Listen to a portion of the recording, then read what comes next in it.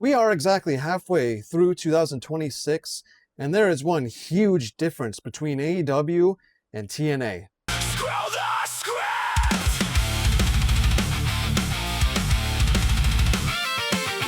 Welcome back, everybody, to Screw Script. I'm your host, as always, here in Maverick. Thanks for joining me. There is one big thing that I want to talk about on today's top turnbuckle topic. It's time to swoop. Mavericks got the scoop. It's the top turnbuckle topic. AEW is dominating so far in 2026, and TNA is losing. They are losing wrestlers left and right, all kinds of star power. Let's get into it. To start off with AEW, before I get into my reasons why I feel like TNA is just losing left and right in 2026, halfway through the year, check this out for AEW. My AEW continues to add outside promotions to its library as a new company, Produce, announces that it has reached a deal to air on the platform beginning with its debut event on Monday, June 29th. I'm definitely going to watch it. If you look at that card right there, look at that.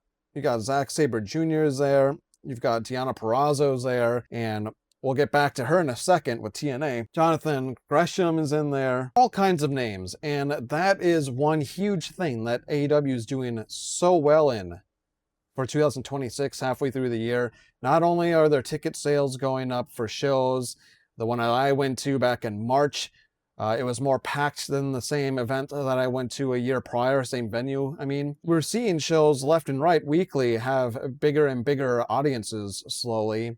And we see that Double or Nothing 2026 did record numbers, and it's only going to keep going from there. And my AEW is already becoming a monumental success for AEW. For a lot of people outside the US and Canada, you're able to watch it for very little cost, and now they are adding yet another smaller promotion to its library, and you are getting the best bang for your buck possible when it comes to AEW, not only with tickets, not only with live shows, but with my AEW. They are doing a fantastic fucking job so far in 2026. Now, going over to TNA, which, again, this is the premise of this top turnbuckle topic, the glaring difference between AEW and TNA. Well, I brought it up briefly in my last video, but TNA is just looking like a clusterfuck. Something really funny that happened. I screen grabbed this. This was, I think, last week at this point. Steve Maclin called his boss a cuck on national TV, then quit 3 weeks later.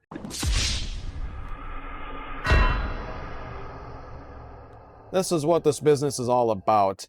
And his own wife, Deonna Purrazzo, down below, just says LOL to it. And that is the state of TNA halfway through 2026. It is a laughing stock. Carlos Silva needs to go.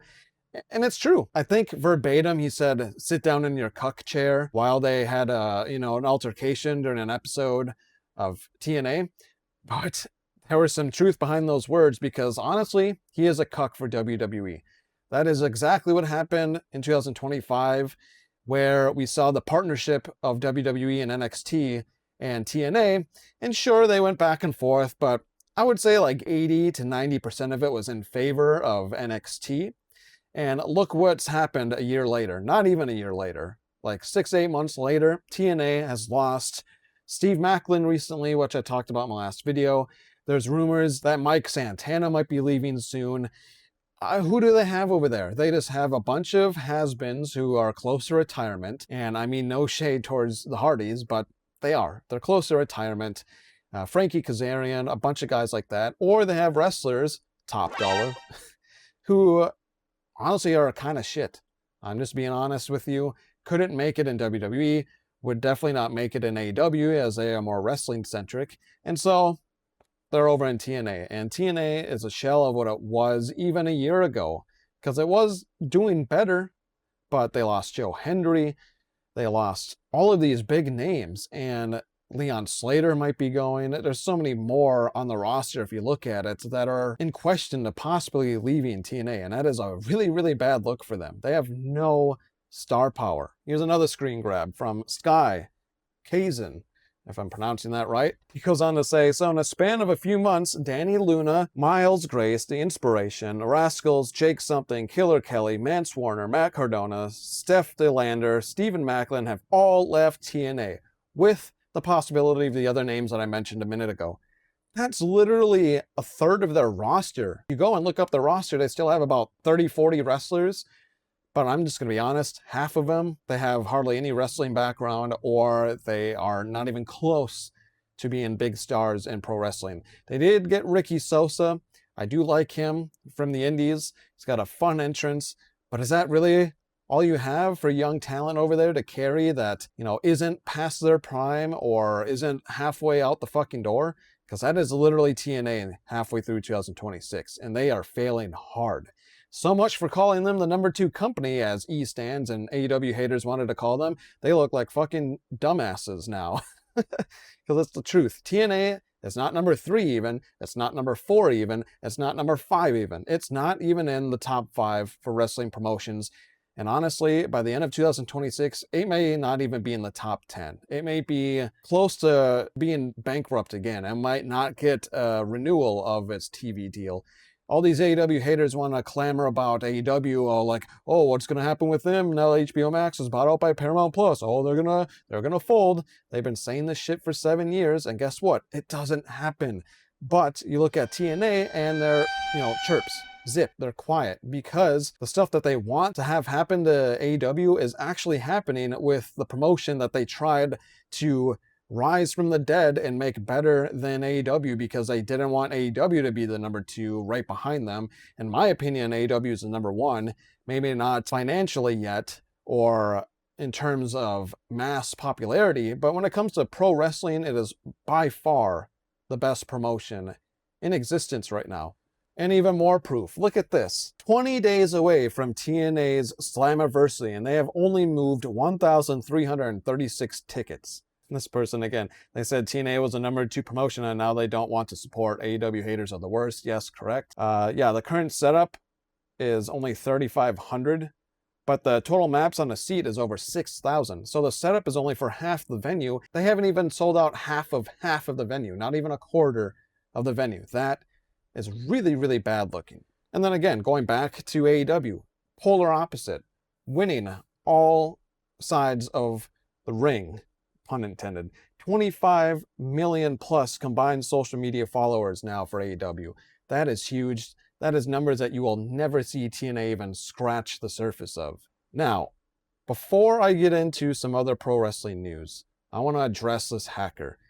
I had a lot of help in the comments again, and I did also kind of catch something that somebody brought up, which I'll show in a second, where if you go and rewatch that video and watch the part where I was hacked, and I don't even know how in the hell this person's doing it. That wasn't in my video when I was editing. I go to upload it, and it has to happen at some point between it getting uploaded and it publishing.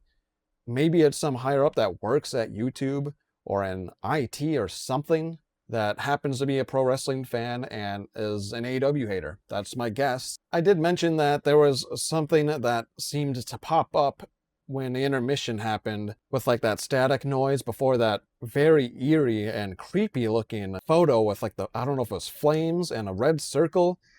I guess that was a hint, but shout out to you, Gregory.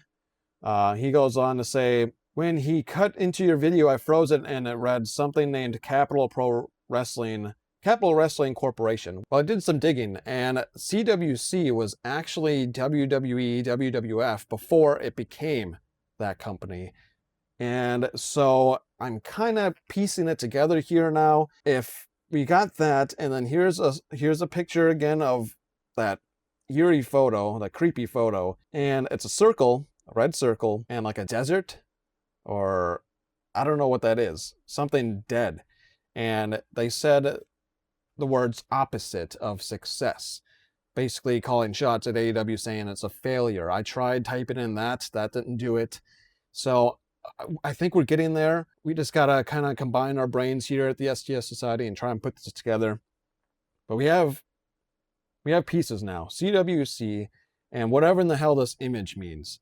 Drop down in the comments below and let me know if you have any good guesses on what the password could be. Again, it's like 6 to 8 digits.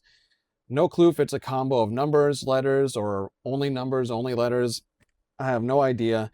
But I tried the suggestions that you guys gave me in my last video in those comments, and none of them worked, so we have to keep trying here. Thanks to all of you in the STS Society, and you, HAKR, I'm sure you're watching. We're going to hack into this SD card and see what in the hell you're sending me, because this shit's got to stop. And at this point, I just want to know what in the hell your motive is, really.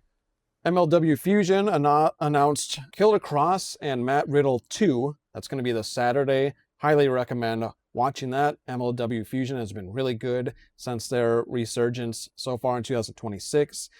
And that's going to be a really, really good match. So I highly recommend watching that. If you haven't tried watching Fusion, Killer Cross MLW Champion should be a fun match. And here is the card so far for New Japan Pro Wrestling Dominion. That's going to be a really good show. Watch it if you can. I will do my best to watch it when I can and cover it on this channel. But I mean, look at that card. Another card that puts pro wrestling first, unlike WWE. And now on to my DDT of this video.